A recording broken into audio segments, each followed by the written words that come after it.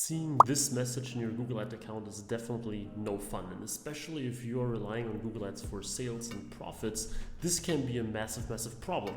So while Google Ads is less strict than Facebook when it comes to bans and shutting down accounts, it's still a huge problem if you cannot advertise for like weeks or even months on end, or in the worst case, never use this platform altogether again. Now, I know most people only care about the policies and those kind of things when it's already too late and they're lost their account. So in today's video, I want to give you a very good overview on tips, very actionable tips that you can implement in your Google Ads account right now so that you minimize the risk of losing it. One thing up front, yes, if you get your account banned, there are ways of getting it back, and generally you are more likely to get it back than on Facebook, but of course, it's something that you really want to avoid by all means. So let's start with the video and I will tell you a few really good tips to never get your account banned. First of all, and that's very important, is be as transparent as possible with your business info. So officially, Google wants you to display two of the following three things on your website. First, the email address or some email address that customers can reach you with. Second, a phone number. And third, even a physical address. So technically, 2 of 3 should be enough, and sometimes even if you have only one or none of them, that's fine, but the more of those 3 you add, the better. And Google wants them to be placed prominently on every page, so for example on the footer and not only in the Contact Us section. So if you want to be on the safe side and you have like nothing to hide, you have an email that you can easily use, of course, physical address and phone number might be a bit more tricky, but I'm sure that you find a way to get that as well. Place it somewhere prominently on every page, as I said, for example, on the footer where they can see it every time, no matter which page people are on. Number 2 is don't change your billing details too frequently. So Google doesn't like if you play with credit cards and bank deposit or bank accounts and everything too often and change it all together. With every change, there is some sort of risk that Google doesn't like it and tells you, hey, there was suspicious billing activity, right? So you want to avoid that, and the best way to avoid that, because nobody really knows what suspicious billing activity really is, the best way to avoid it is by not changing your accounts too often. Now, of course, if you have a new bank account or a new credit card, there is no way around that. But the point is, don't just switch it because you think, oh, it would be, slightly more convenient for me to use this credit card instead of that one, or it would be a little bit better for me to use this. Only change those if there is a reason behind it that is sort of big enough to actually change the billing info. Now, I did so like probably twice in my entire Google ad account history for years, and it's not like a massive problem, but every time you do it, there is some sort of minimal sort of risk involved. So keep this in mind, that's pretty important. Number 3, and this is very important, never ever miss on a payment. Now that's crucial. While the one before, sometimes it goes wrong, sometimes it doesn't. This one is extremely important, because if you ever miss on a payment, like a payment of Google doesn't go through because you have no funds on your card, or your sort of card, your bank doesn't recognize the charge and they block it, there is a super high chance that Google will flag your account or sort of ban it immediately. So always make sure that you have enough funds on your card or account or whatever. Make sure that Google is sort of whitelisted at your bank, that the bank allows the charge and doesn't dispute it immediately because the bank doesn't recognize it. This will help in not ever sort of letting a charge go through and it doesn't work. So on my end, I've never had that and I will never let that happen. And I know of the few people where this actually happened. The rate of accounts that have been banned because of that is pretty high. So this is probably the most important thing that you should avoid.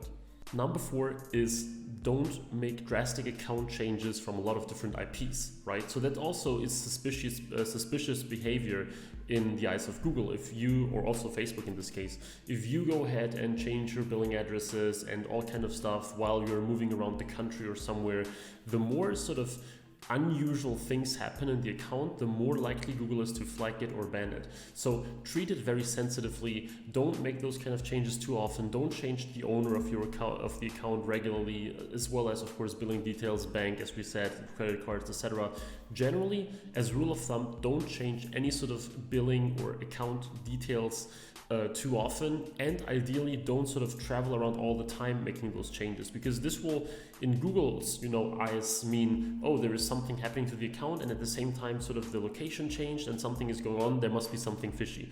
It's not 100% explainable, and if you ask them officially, of course they will sort of say, you can change your details if you want to, as long as everything is good, but it will trigger those sort of issues. So keep that in mind and don't change those things for no reason. Number 5, and this should be pretty obvious, but it's very important as well, is keeping policy violations at a minimum. So if you, for example, get ad disapprovals, or let's say a product on Google Shopping gets disapproved, or something isn't working, or you get a violation because you've used trademarks in ad tags, or things like that, by themselves they are not like too dramatic, right? So if you get an ad disapproval, that's fine. If products don't get approved on shopping, that's also cool. But don't do that too often, and don't just think, I will try 20 ads, and if all of them get disapproved because I've done something really bad, that's fine, I will create new ones. First of all, too many disapprovals can actually harm your account performance. Like if Google knows that sort of 50% of your ads get disapproved or something is fishy about your account, this will hurt your performance. And second, if things really sort of happen too often, you are way more likely to also get issues with your account, right? Doesn't matter which sort of issue this is. So whether, as I said, it's ad related, keyword, merchant center, shopping feed, products, whatever it is, landing page issues, make sure that you keep those at a minimum. Sometimes they are inevitable. Of course, the more campaigns you have, the more ads you create, the more likely it is for these things to happen. So it's okay, but just try to not be sort of too unnecessarily risky when you do those things, okay? So always be aware of the fact that if you just release 10 campaigns with 100 ads and sort of 30 of them get disapproved all the time because you're trying some really shady tactics, for example, or you're uploading products that might be quite problematic in a sort of like knives or things like that, where Google might interpret that in the wrong way, really think twice if you actually want to do that. And then we have the last point, and this is also important, and this is don't try to trick the system, okay? So everything that I just mentioned is pretty important. Some is more important, some less. But if you go ahead and you think like, okay, by sort of creating another account or by sort of trying something sort of by the back door, trying to sort of forward people with some links or all that kind of stuff where you try to trick the system, it might work like once or twice or 3 times or however, but the point is that this will definitely harm you. And especially if you do something that's against the policies, by you try to trick Google into something by also violating the policies, then the likelihood of your account getting blocked is even higher. So if you try to do something that's not intended to basically from Google, like for example double using the same website and advertising the same website in 2 different Google ad accounts is a very good example. Google doesn't want you to do that, and if you do that, that's sort of as tricking the system, because you now have 2 accounts where you bid for keywords and try to use ads, etc. Don't do any type of these things.